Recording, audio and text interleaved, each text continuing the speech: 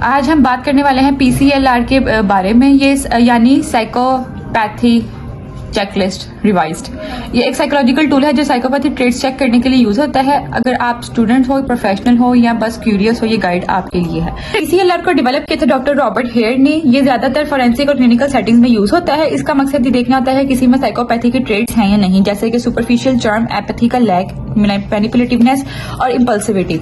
ये checklist 20 items की होती है। ये चेकलिस्ट 20 आइटम्स की होती है और हर एक आइटम के ट्रेट या बिहेवियर को चेक करता है। ये अडल्ट्स के लिए गोल्ड स्टैंडर्ड माना जाता है, स्पेशली क्रिमिनल पॉपुलेशन के अंदर। इसकी एडमिनिस्ट्रेशन की बात करें तो पीसीएलआर क्या कहते हैं, एक ट्रेन प्रोफेशनल ही एडमिनिस्टर करते हैं। ये चीजों पे बेस्ड होती है। File review, criminal history, psychological reports और background checklist. Semi structured interviews include होते हैं। इसमें इंडिविजुअल से डायरेक्ट इंटरव्यू के ट्रेट असेस करने होते हैं। हर आइटम को 3 पॉइंट स्केल पर रेट किया जाता है। 0 के ऊपर ट्रेट अप्लाई नहीं होता, 1 के ऊपर थोड़ा सा अप्लाई होता है और 2 के ऊपर बिल्कुल अप्लाई होता है। चुनला है हमारे पास glibness superficial charm. Does the individual use charm, flattery और smooth talk to gain trust और मैनिपुलेट अदर्स। जब आप अपने क्रिमिनल का फाइल रिव्यू करते हैं, उसकी हिस्ट्री चेक करते हैं, उसके साइकोलॉजिकल रिपोर्ट्स और बैकग्राउंड चेक करते हैं और फिर उसका जब हम सेमी स्ट्रक्चर्ड इंटरव्यू लेते हैं, उसके बाद हम देखते हैं कि क्या उसके अंदर ये चीज है जो उसके अंदर लिखी है। जितनी होगी उस पर हम टिक करते हैं कि 0 मतलब बिल्कुल भी नहीं है ये चीज, 1 थोड़ी बहुत है और 2 बहुत ज्यादा है। उसके बाद grandiose sense of self worth, मतलब कि does the individual have an inflated sense of self importance and believe they are superior to others.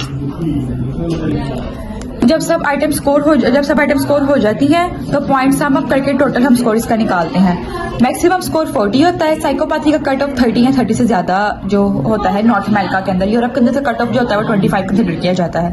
पीसीएलआर के 2 फैक्टर्स भी होते हैं। फैक्टर 1 होता है कि इंटरपर्सनल और अफेक्टिव ट्रेट्स, जैसे रिमोर्स का लैक या सुपरफिशियल चार्म। और फैक्टर 2 होता है सोशली डेविएंट लाइफस्टाइल ट्रेट्स, जैसे कि इम्पल्सिविटी, क्रिमिनल वर्सटैलिटी। ये फैक्टर्स हेल्प करते हैं समझने में कि किस टाइप का साइकोपैथिक ट्रेट है। अब यहाँ पे अगर हम इसके काउंट करें तो 1 2 3 4 5 6 7 8 9 10 11 12 13 14 15। टोटल स्कोर यहाँ पर आ रहा है 15। इंटरप्रिटेशन की अगर हम बात करें तो इंटरप्रेट करना सिर्फ नंबर नहीं, सोच समझ के करना होता है। अगर 0 to 20 होता है तो उसके सेवेरिटी लेवल्स होते हैं। 0 to 20 होता है तो वो लो होता है। स्कोर 0 to 20 होते हैं वो इंडिकेट करते हैं मिनिमल से नो साइकोपैथिक ट्रेट्स को। 11 से 20 जो होते हैं सजेस्ट करते हैं कि साइकोपैथिक ट्रेट्स हैं कुछ, बट नॉट क्लिनिकली सिग्निफिकेंट, जो है डिग्री। स्कोर 21-30 इंडिकेट करते हैं कि क्या कहते हैं साइकोपैथी ये लोग ज्यादा एंटी सोशल है, मैनिपुलेटिव है और एम्पैथी लेस हो सकते हैं।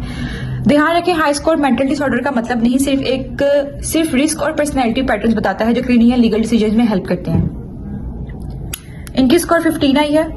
खोलो ये इस क्लाइंट की इंटरप्रिटेशन की बात की जाए तो टोटल स्कोर 15 है। इसका मतलब ये है कि जो इंडिविजुअल में साइकोपैथिक ट्रेट्स थोड़े हैं लेकिन ज्यादा डोमिनेंट नहीं है। ये स्कोर लो रेंज में आता है, मतलब पर्सन मोस्टली नॉर्मल पर्सनैलिटी रखता है और सीवियर साइकोपैथी के साइन एब्सेंट है। कुछ ट्रेट्स हो सकते हैं जैसे थोड़ी इम्पल्सिविटी या मैनिपुलेटिवनेस, लेकिन ये परसिस्टेंट या डेंजरस नहीं होते।